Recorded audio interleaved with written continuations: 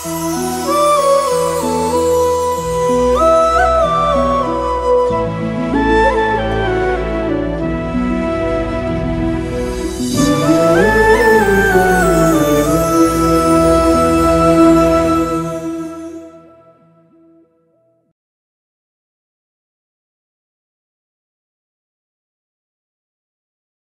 One health ప్రేక్షకులకు నమస్కారం. ప్రస్తుతం మనతో పాటు డాక్టర్ ఉపేంద్రనాథ్ గారు ఉన్నారు, ఎస్ఎస్కే హోమియో క్లినిక్ నుంచి. సార్ నమస్తే సార్. నమస్కారం అండి. ముందుగా అంటే మనం చాలా విషయాలు తెలుసుకునే ముందు ఒకసారి మన వ్యూవర్స్కి మీ గురించి ఒకసారి బ్రీఫ్గా చెప్తారా సార్? షూర్. సో నేను I have completed my medical education from Osman university. Okay. That is almost 1990.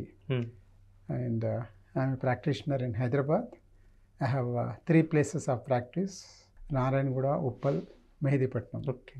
And also I'm a consultant for English and Foreign Language University. So I've been practicing only homeopathy since past 3 decades. Almost 30 years నుంచి మీరు? Yes, 30 years నుంచి చేస్తున్నాను. And I've been a gold medalist from Usman University. Oh, nice to know you, sir. Yeah. So అంటే ఇవాళ అంటే కొన్ని disease conditions గురించి, జనరల్గా అక్కడ ఫ్యూ థింగ్స్ గురించి మనం హోమియోలో ట్రీట్మెంట్స్ గురించి అండ్ వాటి మెడికేషన్ గురించి కూడా తెలుసుకుందాం అనుకుంటున్నాను సార్. ముందుగా ఫస్ట్ నా క్వశ్చన్ ఏంటంటే వర్టిగో, అసలు వర్టిగో ఎందుకు వస్తుంది, దీనికి అది ఇది రావడానికి కారణం ఏంటి, ఎవరిలో ఎక్కువగా వచ్చే ఛాన్సెస్ ఉంటుందో ఒకసారి వివరిస్తారా సార్? షూర్. వర్టిగో అనేది ఒక symptom, it's not a disease. Okay. Vertigo అంటే తల తిరగటం ఆర్ తన చుట్టూ ఉన్న ప్రదేశాలు తిరగటం. సో సబ్జెక్టివ్ ఆబ్జెక్టివ్ వర్టిగో అంటారు. సో దీనికి చాలా కారణాలు ఉన్నాయండి. సో ఆ కారణాలు ఇయర్ ప్రాబ్లం నుంచి బ్రెయిన్ ప్రాబ్లం వరకు, మధ్యలో ఉన్న నర్వ్ కండక్షన్ వరకు, so different causes. So generally this symptom is manifestation of year disease. Okay. చాలా మట్టుకు మిగతా వాళ్లకు ఈ బ్రెయిన్కు సర్క్యులేషన్ తగ్గిపోయే, రక్తనాళాల ప్రాబ్లంలో వస్తుంది, బ్రెయిన్లో ప్రాబ్లం వస్తాయి, బ్రెయిన్ డిసీజెస్లో కూడా వస్తుంది. But most common is related to the ear. Okay. దీని diagnosis generally ENT will diagnose, okay this is ear సంబంధించిన వర్టిగో అని. అది రూల్ అవుట్ చేశాక దెన్ పీపుల్ విల్ ప్లానింగ్ ఏంటంటే వాస్కులర్ ప్రాబ్లం ఏమైనా ఉందా, లేకపోతే బ్రెయిన్ ప్రాబ్లం ఏమైనా ఉందా, అలాగా నెక్స్ట్ స్టేజ్లో వెళ్ళిపోయి డయాగ్నోస్ చేస్తారు. ఓకే. సో వర్టిగో దీంట్లో ఏంటంటే మనకు ఇయర్లో బ్యాలెన్సింగ్ ఆర్గన్ ఉంటుంది. ఆ బ్యాలెన్సింగ్ ఆర్గన్ మాల్ ఫంక్షనే vertigo. So it comes because of infection, it can come because of ageing, it can come because of ear diseases, it can కొన్నిసార్లు ఆ బ్యాలెన్సింగ్ ఆర్గన్ మాల్ ఫంక్షన్ అయ్యేదాన్ని బెనైన్ పెరాక్సిమల్ పాస్చురల్ వర్టిగో అంటారు. Okay. అంటే వాళ్ళకు ఆ balancing organ mall function అయ్యి కొద్దిగా తల తిప్పిన, సడన్ జర్కీ మూమెంట్స్ చేసినా కూడా గిడ్డినెస్ వస్తుంది. కొన్నిసార్లు కొన్ని డ్రగ్స్ మూలంగా వస్తుంది, వైరల్ ఇన్ఫెక్షన్స్ మూలంగా వస్తుంది. So there so many different causes. Even medicines కొన్ని టైప్స్ ఆఫ్ డ్రగ్స్ మూలంగా కూడా వస్తుంది. అయితే ఇది అంటే మోస్ట్లీ ఒక నేను విన్నది అంటే 40 above 50 above వాళ్ళకు కూడా ఎక్కువ వస్తుంది. Generally these are all the things. ఈ హియరింగ్ ప్రాబ్లము, నవ్వు ఇంపాక్షన్ అనేది as probabilities increase with the age, but not as a rule. But generally ఈ ఏజ్తో పెరిగే కొద్దీ ఇయర్ ఇన్ఫెక్షన్స్ వచ్చినా కూడా అలాగ రావచ్చు. బట్ వీ కెనాట్ సే ఇయర్కు డిసీజ్కు ఏజ్ కంపల్సరీ కోరిలేషన్ లేదు.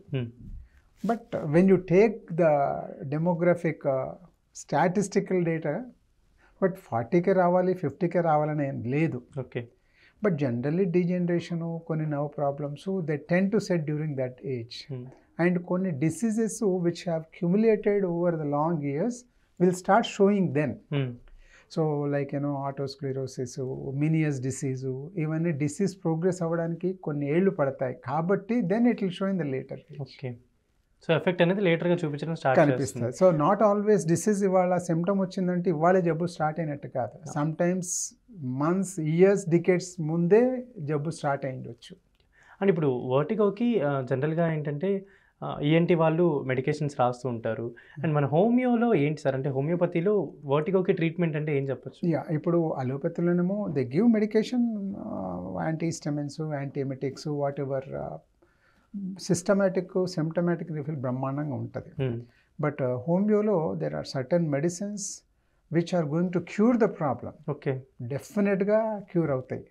ఆ మందు maybe some people require for few months, some people require for couple of years. Okay. But అది కంటిన్యూస్గా వాడితే మటుకు డెఫినెట్ అవుట్కమ్ పాజిటివ్ అవుట్కమ్ ఉంటుంది.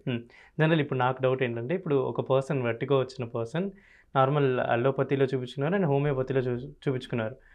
దే ప్రిఫర్ అంటే అల్లోపతిలో మెడికేషన్ కాస్ట్ ఉంటుంది, బట్ వెంటనే ఒక 3-4 మంత్స్ అలా టాబ్లెట్స్ తీసుకుంటారు, యూస్ చేస్తారు. బట్ రీఅకరెన్స్ ఉంటుందా సార్? అంటే ఉంటుంది, అప్పుడే కదా.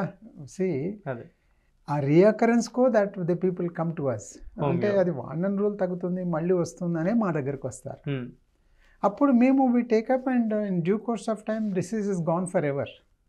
కరెక్ట్గా ఆ కోర్స్ వాడిన తర్వాత డిసీజ్ ఇస్ క్యూర్డ్. సో ఇప్పుడు హోమియోపతిలో అంటే వర్టిగోకి ఎన్ని మంత్స్ ఆఫ్ ట్రీట్మెంట్ అది ఉండొచ్చు? Depending on the underlying disease అండి. Okay.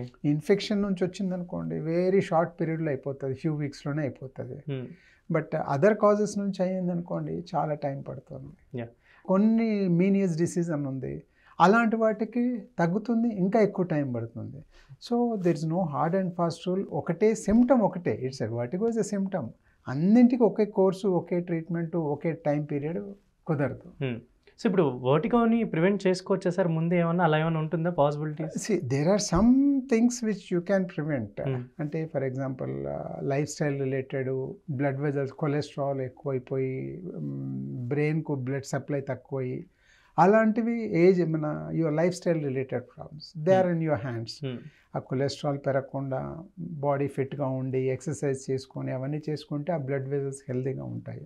So but other things, not everything is under, అంటే మనం ప్రివెంట్ చేసుకునే జబ్బు ఉండాలని ఏం లేదు. చాలా మంది టెన్షన్ ఫీల్ అవుతుంటారు, సడన్గా ఏమన్నా అయిందా అని అన్నట్టు హాస్పిటల్స్ పరిగెత్తుంటారు కదా.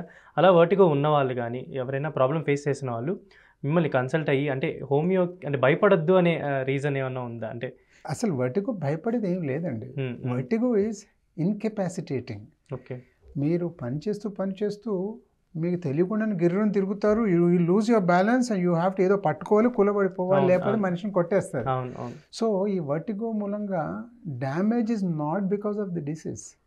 ఆ పడడం మూలంగా డ్యామేజ్.